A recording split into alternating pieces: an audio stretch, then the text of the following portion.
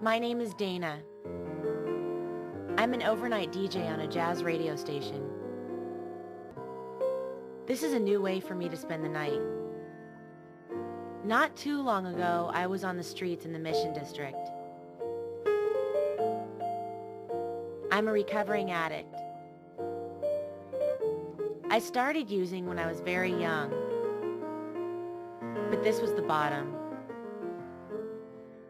Without WRA, I'd be dead. WRA has helped me through the last months of my pregnancy. I was really able to bond with her while she was still in utero. I have a beautiful 3.5-month-old daughter that's everybody's clean and sober baby. I couldn't have done that without WRA and their perinatal program.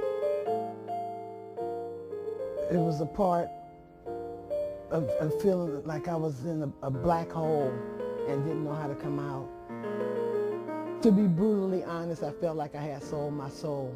I wanted it back.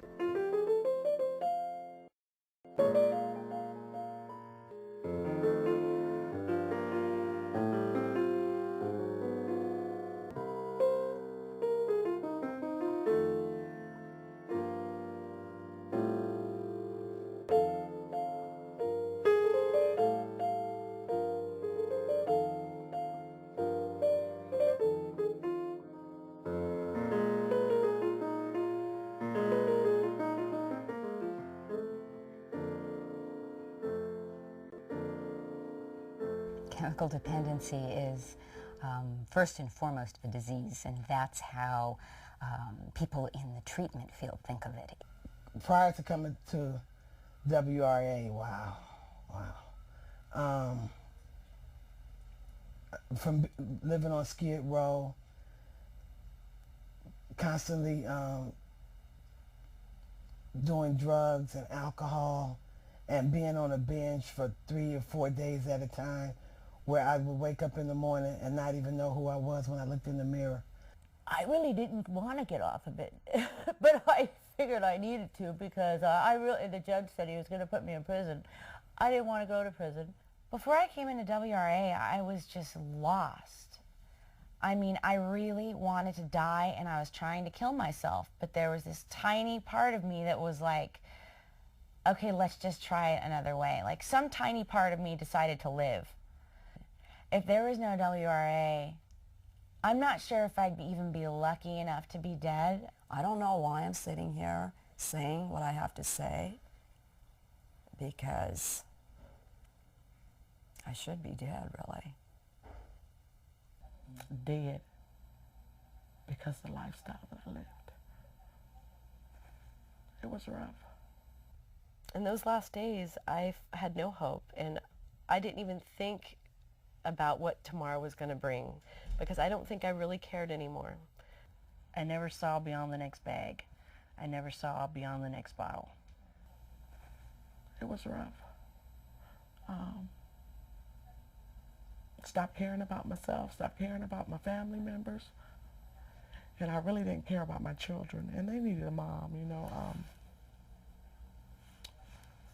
They needed a mother. When I had that hopeless and that just sheer hopeless feeling, I used to get on my knees and pray. And I asked God, I don't know how to live. I don't know how to live. Please just take my life or show me how to live. I think gender-specific programs are very important as one viable option for women. There are many women who with the shame of being addicted, the feelings of fear, the sense of responsibility, cannot, in essence, really settle into being in treatment if they are not in a very safe, protected environment. I came in kicking and screaming, but now I'm kind of sad that I'll be graduating soon. So when I walked into the house that I entered at WRA, I just felt like everything was going to be just fine. Insanity is walking down the street and constantly falling in the same hole and thinking you're going to get a different result. And I think the insanity of my addiction I had fell in that hole. And to be able to look up and see a light or daylight again was what WRA promised me and offered me. And instead of, I'm the type of person, instead of reaching down there and pulling me out, they put a ladder down and showed me how to climb out. I don't think that an outpatient program would have benefited me. I needed serious help. I needed someone to be on me, to help me come out, so to speak.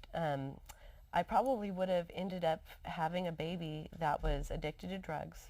WRA took me in, put me in Laurel House, which is not a perinatal program, but that's where I was able to go and wait until a bed opened up. Shannon would say that she was in denial.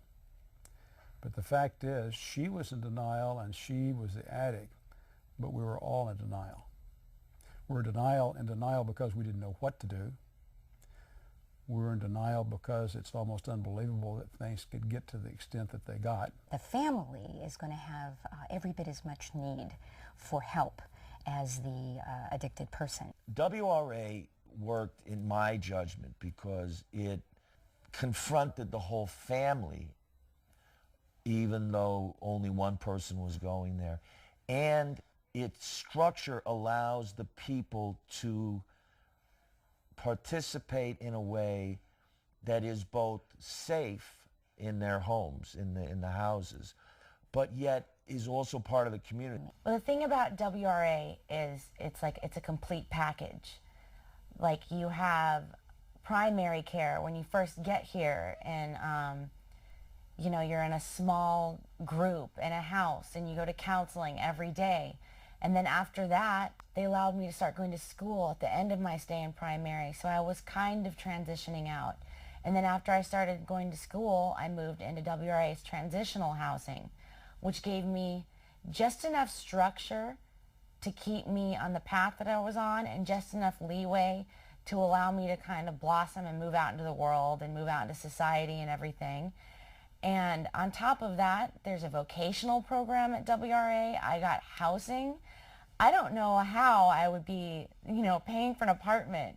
They taught me to love myself by first learning about my disease and then learning about my dual diagnosis, what it is to have major depression, what it is to have an anxiety disorder, and how one plays off the other, you know. Through things like art therapy, I was able to learn how to express my feelings, something I had never been able to do before. And when it would come at me so hard, something like major depression, and next thing you know, I'm drawing something, and my picture is saying how I feel, they helped me to interpret that.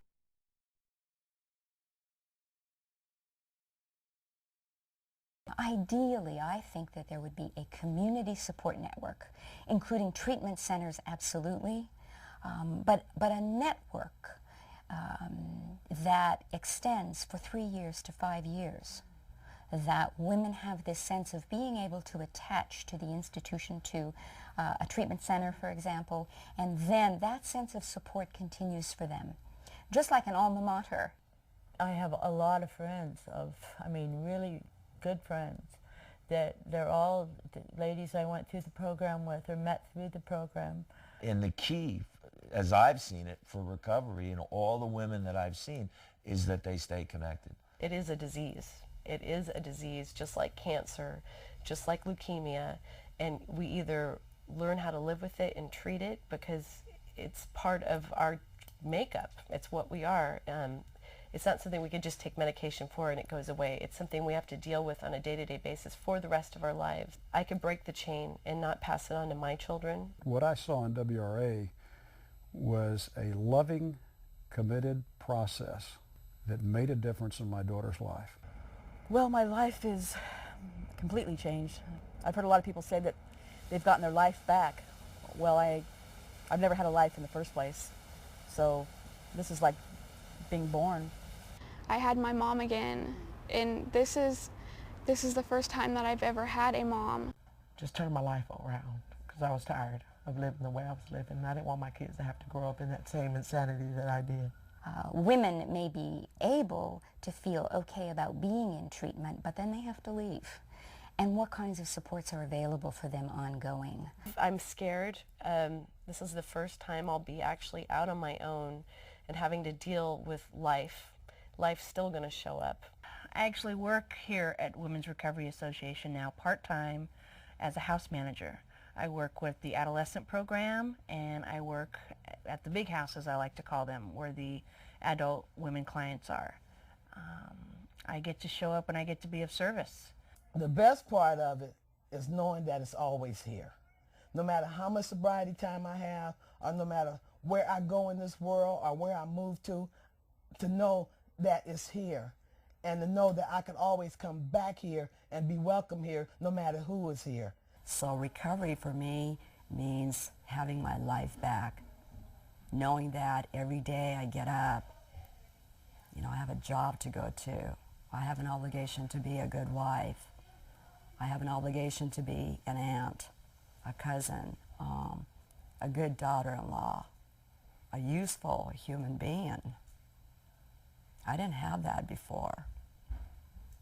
So it's having my life back. That's recovery. Knowing that I have a future and like a life right now, it's almost surreal. Like sometimes it doesn't quite compute. It's like I'll just be going about my business and then all of a sudden it's like, oh my God, who am I? Like, who's doing all this? You know what I mean? Like, from where I came from and the person I used to be and thinking about who I am right now, it's like, I don't even think I have a vocabulary for it.